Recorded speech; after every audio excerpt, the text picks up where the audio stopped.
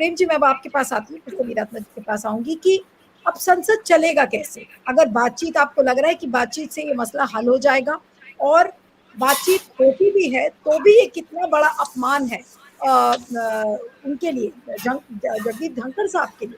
क्या वो इंसल्टेड नहीं फील कर रहे? क्या उनको कुछ फर्क नहीं पड़ रहा है कि विपक्ष कुछ भी कहे उनको, लेकिन अपनी ही चाल चलनी? नीलू जी शुक्रिया। देखिए, अपमान तो हो चुका है चेयर का, और विपक्ष ने बाइकाट चेयर के खिलाफ किया है। ऐसा अमूमन कम होता है कि चेयर के खिलाफ बाइकाट किया जाए और सदन छोड़ के बाहर आ जाए। तो ये अपमान तो हो गया। अब ऑफिशियली वो होता है कि नहीं होता है, इसी पे बात हो रही है। तो उसका न्यूमेरिकल जो वैल्यू है वो आपने भी बताया, उस हिसाब से वो होना मुश्किल लगता है। लेकिन सारी चीजें पास हो जाने से नहीं है। ये तो पता है कि प्रतिपक्ष के पास हमेशा संख्या कम होती है, तो प्रतिपक्ष हमेशा संख्या में जीत नहीं सकता, और संख्या में जीतने का मतलब सरकार का टॉपल हो जाना होता है। तो हर दिन तो सरकार गिरेगी नहीं। तो क्या प्रतिपक्ष चुपचाप अपमान सहता रहेगा? सत्ताधारी दल से अपमान सहना एक अलग बात है, चेयर से सहना एक अलग बात है। देखिए, हो क्या गया है, अब ऐसा लगता है कि जैसे हम गोदी मीडिया के टीवी पैनल में बैठे हों और वहां स्पीकर एंकर की तरह व्यवहार कर रहा हो, या शासन वैसा हो गया है कि एक पक्ष को बोलने नहीं देंगे, जब बोलेगा उस पर लगातार सवाल करेंगे, उसकी आवाज को म्यूट कर देंगे, और दूसरे पक्ष को मजे से बोलने देंगे, जितना बोलना है बोलने। वो एकदम मतलब एंकर उठ करके आसन पे चला गया है, ऐसा महसूस होता है। दूसरी बात यह है कि हम उदाहरणों में देखिए रखना चाहते हैं। कई बार परीक्षक जो कॉपी चेक करता है वो सोचता है कि हम बच्चे का नंबर काट सकते हैं, किसी को भी पास कर सकते हैं, किसी को भी फेल कर सकते हैं। इसी तरीके से जज की कुर्सी पर बैठा हुआ व्यक्ति जब ये सोचने लगे कि हम किसी को भी जेल डाल सकते हैं, किसी को भी फांसी दे सकते हैं, लेकिन क्या वास्तव में परीक्षक का वो रोल होता है क्या कि वो नंबर काटने के लिए वो कॉपी चेक कर रहा है? नहीं, वो नंबर देने के लिए, मूल्यांकन इवैल्यूएशन वर्ड होता है, वो नंबर देने के लिए बैठा है। जो सबसे अच्छा लिखेगा उसको सबसे अच्छा नंबर, और जो जहां गलती करेगा उसकी नंबर कटेंगे। वो काटने के लिए नहीं बैठता है।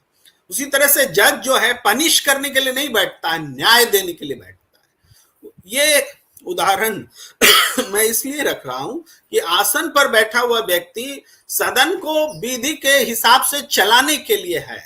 सदन जिस लिए है, जिस मकसद से, जिस महान मकसद से है कि कानून का निर्माण किया जाएगा समाज के हित में, और इसके लिए जो वाजिब बहस मुहाविसा हो उसको होने दिया जाए, ताकि एक बेहतरीन कानून जो है देश के लिए बने। इसके लिए सदन है, और इसको चलाने के लिए कैसे हो, इसके लिए आसन होता है। अब इस मूल मकसद के लिए ही ये होता है कि लोगों का व्यवहार ठीक हो, एक परंपरा हो, एक गरिमा हो, आसन की गरिमा हो, नेता प्रतिपक्ष की गरिमा हो, नेता सदन की गरिमा हो, सदस्य भी माननीय कह करके संबोधित किए जाते हैं। यानी जया बच्चन ने सही कहा कि जितने भी सदस्य हैं वो यहाँ स्कूल के हेडमास्टर और क्लासरूम के बच्चे जैसे नहीं हैं, सब इक्वल में हैं, और चेयर का एक अतिरिक्त होता है जब वो चेयर पर होते हैं। ये इस मूल बात को ही आसन ने पलट दिया है। मैंने पहले भी कहा कि एंकर जैसे आसन पर बैठ गए हो, ऐसी स्थिति है। तो परीक्षक अपनी उस मानसिकता से है कि हम नंबर काटने के लिए आए हैं, जज उस मानसिकता से है कि हम सजा देने के लिए आए हैं। तो ये मेंटालिटी जो है ना, ये मेंटालिटी सदन पर हावी हो गई है। और इसका कारण क्या है, अगर इसमें हम जाते हैं तो इसका कारण पूर्वाग्रह होना, एक पार्टी विशेष के लिए उपकृत होकर उस पद पर आना, ये तमाम चीजें हैं कि भाई आप उपराष्ट्रपति होते हैं और उसके बाद में प्रधानमंत्री के सामने ऐसे खड़े होते हैं कि जैसे अर्दली खड़ा हो, कोई पियून खड़ा हो, इस टाइप से खड़े हो जाते हैं। आपका ईगो इतना ज्यादा है कि कोई मिमिक्री करता है तो जाट समुदाय का अपमान हो जाता है। भाई आसन अचानक से जाट समुदाय का लीडर कैसे हो गया, ये तो हमारी समझ में नहीं आता। वो अपने आप को आसन छोटा कर लेते हैं।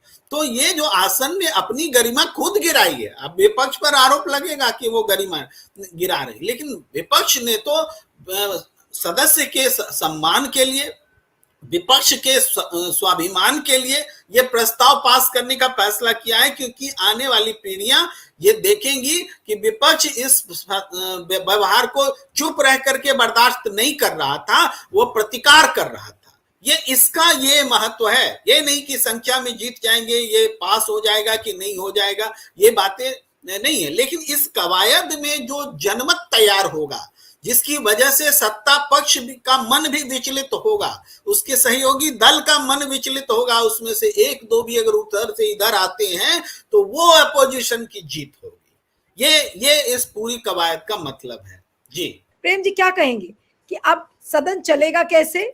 या तो धनखड़ साहब रहेंगे और या तो फिर सदन ही चलेगा, दो में से कोई एक ही चीज होगी, या फिर आपको लग रहा है कि आने वाला जो सेशन है वो कुछ बदला हुआ सेशन लगेगा? मुझे नहीं लगता कि कोई फाइनल बात होगी। देखिए, ये निश्चित रूप से करेक्शन करने के लिए विपक्ष की एक छटपटाहट है कि करेक्शन हो, एक बेचैनी है जिसको वो व्यक्त कर रही है। हाँ, अभी हेमंत अत्री जी जो बात कह रहे हैं कि उपराष्ट्रपति जो राष्ट्रपति बनना चाहते हैं और वो नहीं बन सकेंगे, और उसके पक्ष में जो उन्होंने तर्क गिनाए, मैं उसको मानते हुए कहता हूं कि उन तर्कों को खारिज करने के लिए जो अपना महत्तम प्रयास हो सकता है वो करने में लगे हुए हैं जगदीप धनखड़ जी, कि ये तर्क कैसे खारिज हो। तो उसके लिए वो क्या कर सकते हैं, तो जो भी कह सकते हैं वो कर रहे हैं, यानी चापलूसी की हद को तोड़ रहे हैं, गरिमा को खत्म कर रहे हैं, सिर्फ इसलिए कि एक को खुश कर दिया जाए, एक को खुश रखा जाए, और हमारी तमाम उन नेगेटिव बातों के बावजूद मुझे राष्ट्रपति पद पर में हमारा आरोहण हो जाए, यही उनका मकसद दिखता है। और इसलिए गरिमा और नीचे जाएगी, और वो उनका आरोहण हो या ना हो, लेकिन उस लक्ष्य को पाने के लिए ये गरिमा और नीचे जाएगी, ये तय लगता है। दूसरी बात है कि अपोजिशन जो कर रहा है, वो देखिए, अपोजिशन अगर वही बात जो जगदीप धनखड़ जी अपने सम्मान में बोलते हैं, वो बात अगर अपोजिशन बोले तो वो उनका अपमान हो जाएगा। उदाहरण के लिए, अपोजिशन बोले कि आप आरएसएस के हो, तो अपमान होगा कि नहीं होगा सदन का। लेकिन वो बोले कि मैं आरएसएस कर रहा हूं, तो फिर वो उनका सम्मान हो जाता है। ये जो फर्क है ना, ये इसलिए है कि पूरे वैचारिक तौर पर वो जो जिस लक्ष्य को पाना चाहते हैं उसके लिए जितना गिर सकते हैं, आसन कोई वैचारिक अभिव्यक्ति के लिए तो है नहीं, लेकिन वहां पर उनको उन्होंने बना दिया है। तो इस वजह से हम देखते हैं कि ये लड़ाई चल रही है, आगे चलेगी। इसमें विपक्ष की कहीं से हार नहीं है। विपक्ष, वो सदन उसी समय हार गया जब विपक्ष बाइकाट किया। जिस दिन राज्यसभा में पारित हो जाएगा उस दिन मुंह दिखाने लायक नहीं रह जाएंगे, भले आप लोकसभा में हो ना हो। और ये भी मान लेना कि लोकसभा में नहीं हो सकता, ये भी ऐसी बात नहीं है। लोकसभा में बहुत नाजुक बहुमत है, और आपको एपीसी में भेजा गया है तो उसी नाजुक बहुमत के को देखते हुए भेजा गया है जो वक्फ बोर्ड का बिल है। तो इसका मतलब ये हम मान के नहीं चल सकते, लेकिन हाँ, वो निर्णायक ना हो जाए। भाई, लोकसभा में भी अगर पारित हो गया तो सरकार को इस्तीफा देना पड़ जाएगा कि आप हो किस लिए, आप नैतिक हार हो जाएगी, संख्या में ही आप खत्म हो गए। तो इसलिए उस स्तर तक सत्ताधारी दल इसको जाने नहीं देगा। जगदीप धनखड़ की नाक मोदी जी की नाक से ऊंची थोड़े है कि उनका टेस्ट करने के लिए पूरा लोकसभा में भी मौका दे दिया जाए, राज्यसभा में भी मौका दे दिया जाए। नाक मोदी जी की ऊंची है, तो वहां तक बात जाएगी ही नहीं कि वोटिंग हो, उससे पहले ही इस मामले को खत्म किया जाए।